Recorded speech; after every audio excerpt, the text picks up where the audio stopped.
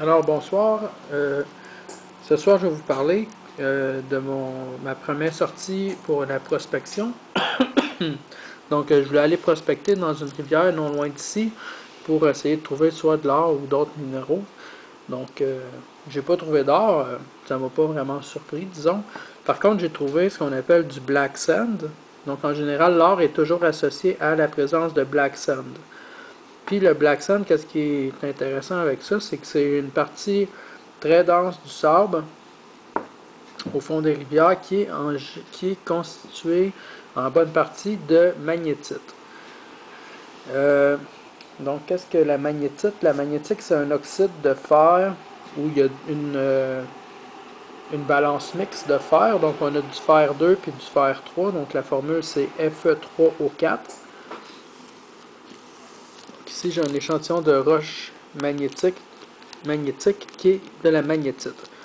Puis le fait d'avoir prélevé du black sand, ça m'a permis de réaliser un truc que je ne savais pas encore, c'est que la magnétite vient en deux versions dans la nature. Donc, il y a la version qui est magnétique, donc qui est comme un aimant naturel, puis il y a la version non magnétique, mais qui est tout de même attirée par un aimant, qui est la magnétite qu'on peut voir ici dans le black sand. Faire la démonstration que le black sand ne possède pas de champ magnétique en lui-même. Si on joue de même proche de la boussole avec, on voit qu'il se passe absolument rien.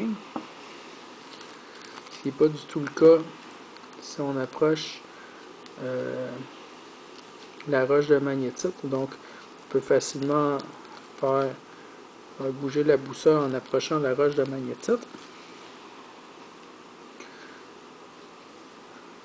Donc elle se stabilise, puis on va approcher un petit aimant en néodymium. Puis là forcément on va vraiment comme faire virevolter la boussole même à distance. Puis si on veut voir les cristaux de magnétite qui ne sont pas magnétisés à l'intérieur du black sand, on a juste à approcher l'aimant de néodymium comme ça.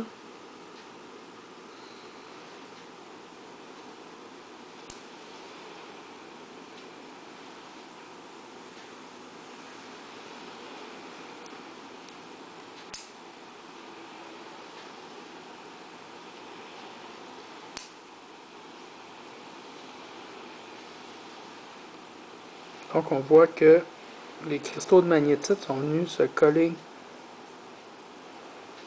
sur l'aimant.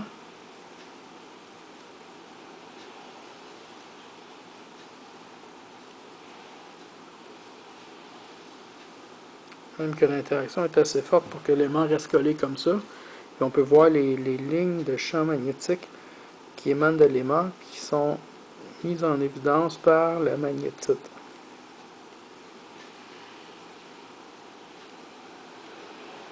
On voit qu'elle prend des aspects différents.